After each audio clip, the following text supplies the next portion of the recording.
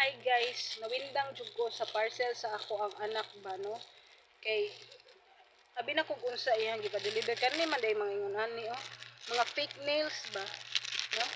Fake nails. Na ipapilit na siya na siya kanang apil nga murag glue, no? Na ipapilit din ha. Kana ana naman ta sa ingon ani ang manicure na manguan ra gani kanang unsa ni kanang tubigan ra din martayo litra karon ana siya mga ani mga batan-on no din karon magpa limpyo ka sa kuko ba adto kag kanang mga salon daghan na kay siya og kanang mga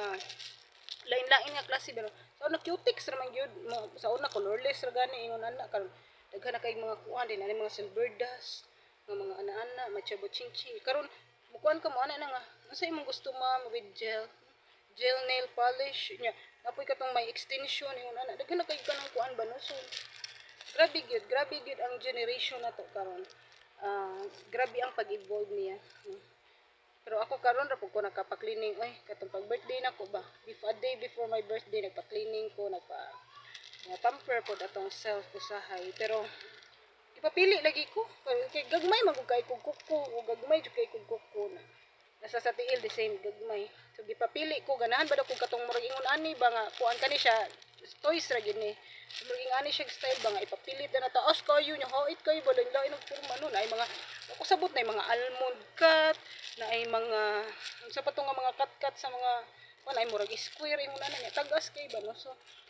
although sa una taas kog kuko mag cleaning ra ana manicure ra ba pero just grabe daghan na gyud kaayo kuan kani sa tong anak ni ipapilit niya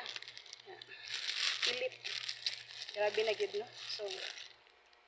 kamanay kita na lang as parents kita na lang jud mo adjust no sa ilang generation karon ba no kay kita pod ang mga wala na to magiisan una gusto pa nato ba nga kanang wala na to sa una gusto nga dili ma-provide sa una sa tuwa gusto ko nato ma-provide karon sa tong mga anak kay kung unsa nga to ang kung anong hirap natin noon ba kumbaga dili na to gusto nga maranasan nila so we work hard for our kids di ba para ma-provide nato ang ilang mga needs pero laban loho na